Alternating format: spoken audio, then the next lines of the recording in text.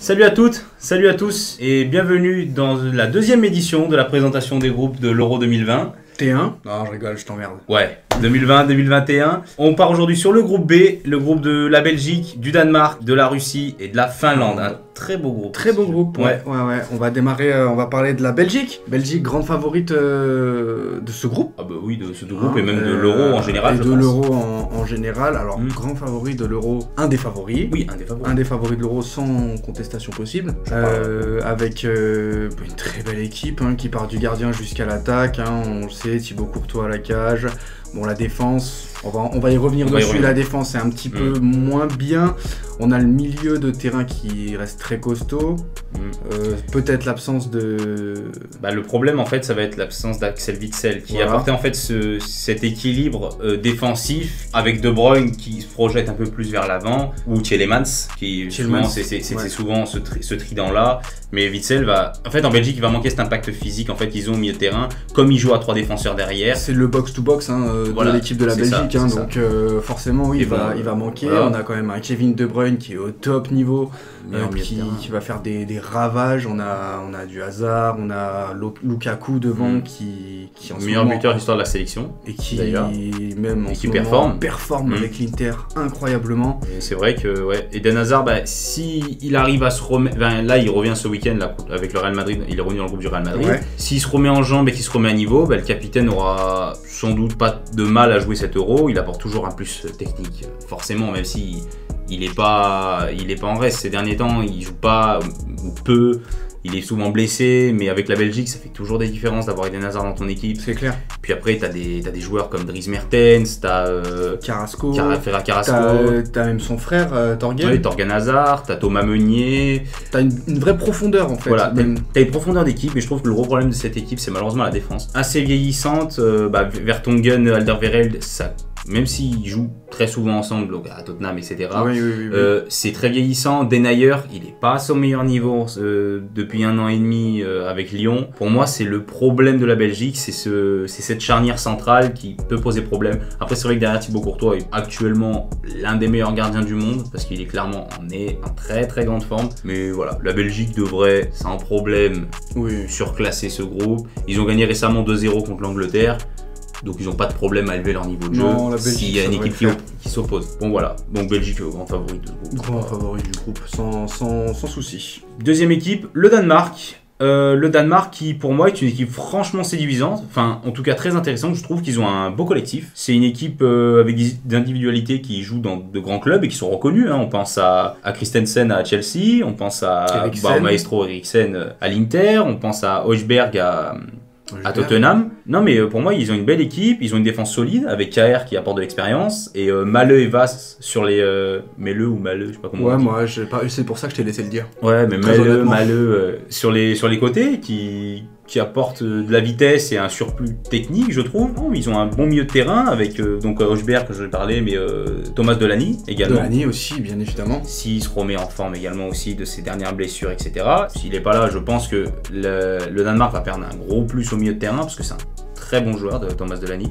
Mais s'il revient à temps et qu'il est en forme, qu'il est en jambes, pour moi, ils ont une équipe très bien huilée. Après, le problème, je vais te laisser en parler peut-être, c'est l'attaque. Avec Dolberg, même s'il est performant en ce moment avec Nice, et qui marque des buts. Dolberg, dans tous les cas, il manque d'expérience encore. C'est un peu compliqué pour lui. Et puis, ça va être compliqué même pour le Danemark. On a Braithwaite aussi. Mais bon, c'est pareil, Braithwaite. En fait, Braithwaite, Poulsen. Il est gentil, mais... Ils sont gentils, Braithwaite et Poulsen, mais... C'est deux joueurs qui se projettent pas vite vers l'avant. Ah non. Si tu veux jouer avec eux pour qu'ils soient peut-être à leur meilleur niveau, faut que tu te sers d'eux comme pivot. Ouais, en tant d'appui, bien sûr. Mais en fait, je trouve que le problème du Danemark, en fait, c'est qu'il leur manque des ailiers qui provoquent, qui créent. En fait, ils jouent avec ce trident offensif entre guillemets, Braithwaite, Poulsen et Braithwaite joue à gauche et Poulsen joue à droite et Dolberg en pointe. Enfin, c'est une dernière compo du Danemark. Mais c'est vrai que ça manque déjà de technique, ça manque de vitesse, ça manque de percussion, parce que c'est des buteurs à la base. Bah oui, c'est clair que sur les côtés, Braithwaite, Poulsen... Même si Braithwaite a joué et lié une époque, ça a été un attaquant assez mobile, etc. Ça l'est moins aujourd'hui. Avec le Barça, il joue vraiment en pointe. Enfin, quand il joue, bien sûr. Quand il joue. mais oui, dans l'idée, je trouve que c'est ce qui leur manque au Danemark. Ils doivent beaucoup compter donc, sur les coups de pied arrêtés, forcément pour marquer des buts, parce qu'ils ont du coup une très bonne équipe, solide, des grands gabarits. C'est vrai, hein, c'est solide les Danois. Poulsen, Dolberg, bah forcément, de la tête, c'est des très bons joueurs. Pour moi, c'est une équipe compétitive. Mais tu vois, moi je trouve quand même Dolberg un poil plus technique que Poulsen. Oui. Et Poulsen, moi je l'aurais. Enfin, je suis pas coach, hein, mais je l'aurais recentré dans l'axe et j'aurais plus mis Dolberg sur un côté, quoi. Ouais, mais Dolberg, il est lent quand même. Ah, mais Poulsen aussi. Ouais, c'est eux deux, il doit avoir 62 vitesses sur FIFA. Ah, eux deux. Pour moi, c'est le problème du Danemark. C'est cette attaque qui manque de vitesse et de percussion. On n'a pas parlé du gardien. Kasper Schmeichel, forcément. Exactement. Excellent gardien d'ailleurs, qui se base sur une défense solide déjà, donc Kjær Christensen, une bonne charnière centrale. Et bien sûr, Schmeichel derrière. Schmeichel, c'est bien le fils à son père, il est super fort, hein, franchement. Très très fort. Avec Leicester, ils prouvent, hein, ils sont 4 ou 5e de première ligue, ils sont toujours dans la course à la Ligue des Champions. Non, pour moi. Très très bon gardien. Dans l'ensemble, c'est une bonne équipe qui a une bonne ossature en fait. Voilà, c'est ça. Pour moi, ils peuvent faire un beau parcours, le Danemark. Et déjà, ils seront quand même allés en 8e de finale. La Coupe du Monde 2018. C'est vrai, c'est pas rien. Totalement. Troisième de ce groupe, la Russie, l'hôte de la dernière Coupe du Monde, auquel ils seront allés jusqu'en quart de finale tout de même, en éliminant l'Espagne. La Russie. C'est une équipe à suivre, même si elle est en grande méforme ces derniers temps. Je pense que c'est l'équipe la moins en forme du groupe. Ouais. Ces derniers temps. Je suis d'accord. Pas de bons résultats. C'est une équipe qui est très expérimentée, qui a des joueurs assez anciens. On pense à Artem Dzyuba en attaque, qui certes marque, mais il commence à vieillir, c'est pas un joueur avec lequel tu vas forcément te projeter. La défense Zemenov-Djikia qui est lente, c'est lent. Bah, même si il y a 2-3 jeunes. Voilà, Golovin. Ouais, je pensais à Golovin, Miranchuk et Zemalentinov. Ça va, je l'ai bien dit. Ouais, il est bon ce joueur. Golovin va apporter pas mal de technique, je pense, mais ça sera pas suffisant pour moi. C'est lui qui a apporté beaucoup de choses à la Russie lors de la dernière Coupe du Monde. Forcément, sa patte sur coup franc. Après, c'est vrai qu'il manque Denis Cherichev, qui était là à la dernière Coupe du Monde. Est-ce qu'il sera là?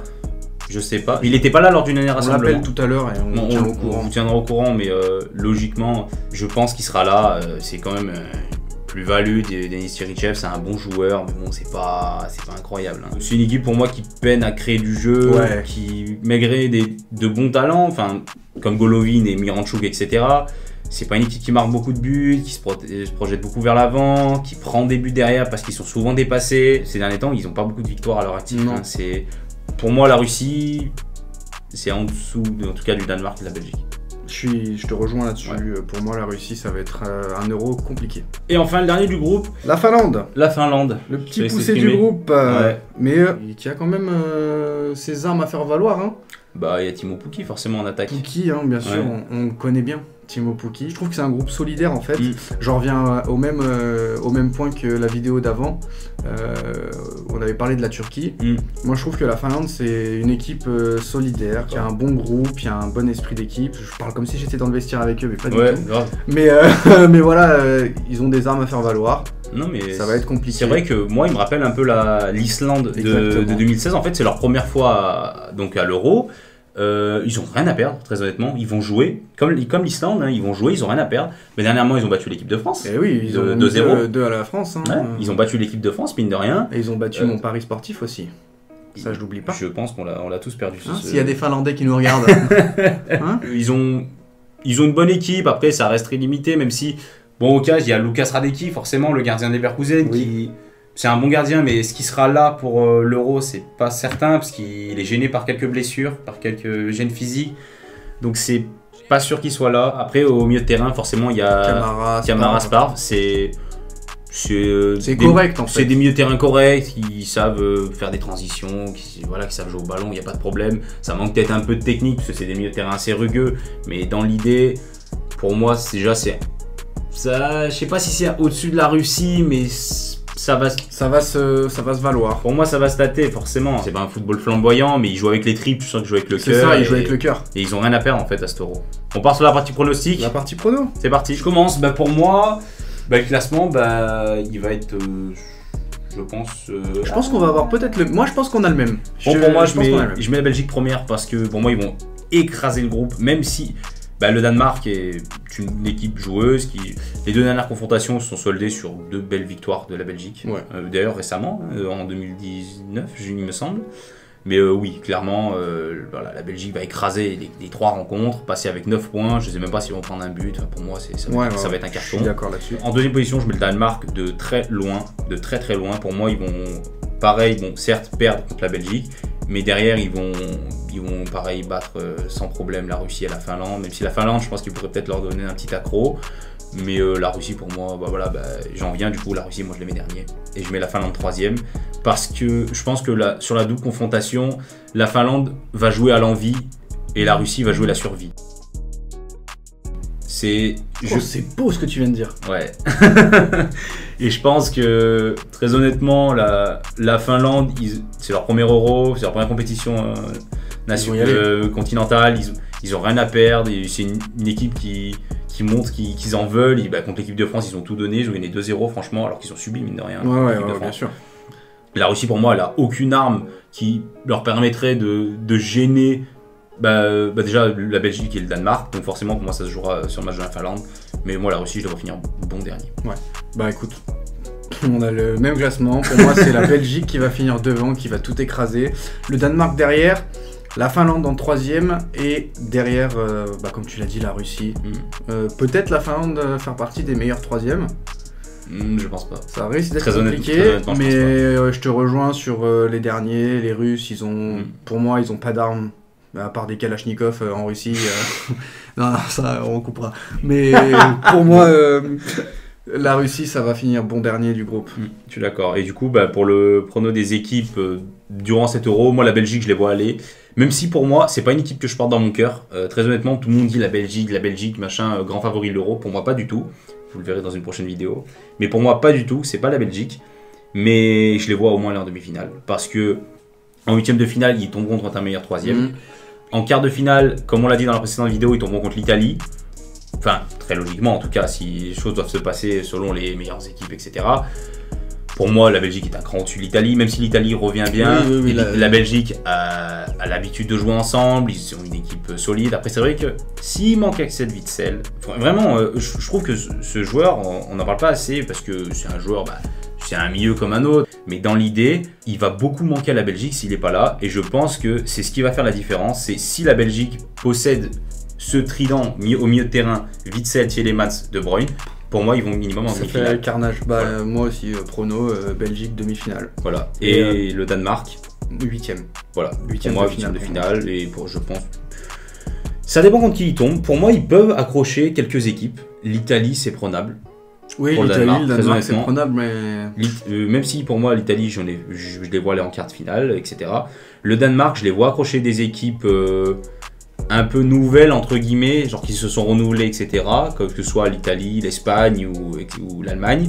Mais non, je les vois quand même se qualifier pour les 8e de finale, peut-être pas forcément aller plus loin. Et je mets ma petite pièce moi sur la Finlande qui va faire partie peut-être des meilleurs 3e de cet Euro. C'est la fin de cette présentation du groupe B de l'Euro 2020. On espère que ça vous a plu. Abonnez-vous, partagez, likez. On va se retrouver bientôt pour une nouvelle émission. Vous allez avoir un Dans la Surface qui va sortir d'ici la fin de la semaine. Et puis la semaine prochaine, une nouvelle vidéo sur le groupe C cette fois-ci. T'as très bien résumé. À la semaine prochaine sur EBG & Co. Salut. Ciao.